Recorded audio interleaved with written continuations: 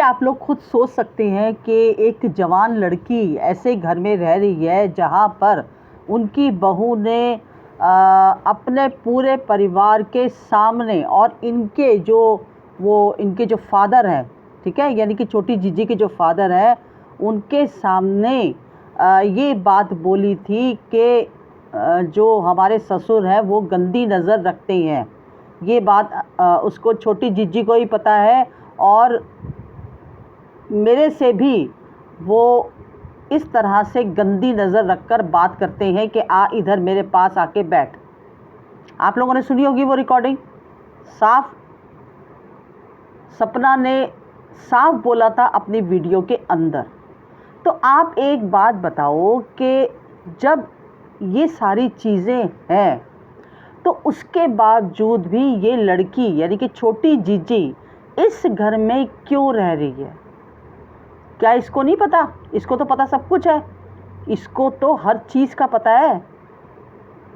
उसके बावजूद भी कैसे हैं इसके माँ बाप, जो इसके माँ बाप ने अपनी बेटी को यहाँ पर छोड़ा हुआ है। इतनी बातें सुनने के बावजूद भी मतलब उन्होंने इन चीज़ों को इग्नोर किया। मतलब उनकी नज़र में ये चीज़ें कोई गलत नहीं है। अरे भाई, जवान लड़की है, मतलब ऑलरेडी मतलब इस चीज़ का डाउट है, शक है, उसके बावजूद भी। और इस घर में कौन रहता है? ये तीनों ही तो रहते हैं खाली। मम्मी जी हैं, पापा जी हैं और ये रात को अकेली सोती है। आजकल तो वैसे भी किसी का, कहते हैं ना, कोई ज़माने में किसी का विश्वास नहीं है। आजकल तो वैसे भी जवान लड़की को किसी के घर में नहीं छोड़ना चाहिए। तो ये माँ बाप कैसी हैं? क्या स्वार्थ है इनका? इतना सब कुछ जानने के बाद कौन माँ बाप छोड़ता है अपनी बच्ची को? लेकिन ये फिर भी रह रही है बड़े आराम से। तो ये सोचो ना कि बहुत ही गहरी और बहुत, कहते हैं ना, मतलब क्या बोलूँ मैं, मतलब इस चीज़ से साफ पता चलता है कि कोई ना कोई मोटिव है जिसकी वजह से ये छोटी जीजी यहाँ पर रह रही है। कोई ना कोई स्वार्थ है। बिना किसी स्वार्थ के कोई भी माँ बाप अपने बच्चे को नहीं छोड़ता। हाँ, वो बात अलग है कि जब तक ये रह रही थी, जब तक सपना के साथ ही रह रही थी तो पूरी तरह से सेफ थी, ठीक है। माँ बाप को भी था कि नहीं, चलो उनकी बहू है, बहू के साथ रहती है, अपना एंजॉय करती है, दोनों बहनों की तरह रहती है, हमें कोई चिंता नहीं है सपना के रहते हुए। लेकिन सपना जब अलग हुई और अलग होने के बाद उसने वीडियो, मतलब कॉल रिकॉर्डिंग में सारी बातें सुनवाई कि कैसे इसके जो फादर हैं, यानी कि जो मामा जी हैं, वो घर पे आए थे सपना के, और सपना का पूरा परिवार बैठा था और उस समय सपना ने सारी बातें बोली थी। अगर सपना झूठी होती तो वो ये बातें बोलती ही नहीं, वो भी इतने बड़े लोगों के सामने। इतने सारे उसके फैमिली मेम्बर्स बैठे थे, मामा जी बैठे थे, उन सब के सामने ये बात बताई है कि ये कहा है कि ये बात छोटी जीजी को भी पता है कि वो गंदी नज़र रखते हैं मेरे पे भी और अंशु पे भी, मतलब छोटी जीजी पे। तो ये बातें तो उसने खुलकर बोली है। इसका मतलब कहीं ना कहीं बातों में सच्चाई है। और उसके फादर को ये बात समझ होने के बावजूद भी, ये हिंट मिलने के बावजूद भी अपनी बेटी को छोड़ा हुआ है, सिर्फ और सिर्फ किसके लिए? ये प्रॉपर्टी के पीछे। मतलब एक माँ बाप को अपनी छोटी बच्ची की इज्जत से प्यारी प्रॉपर्टी हो गई।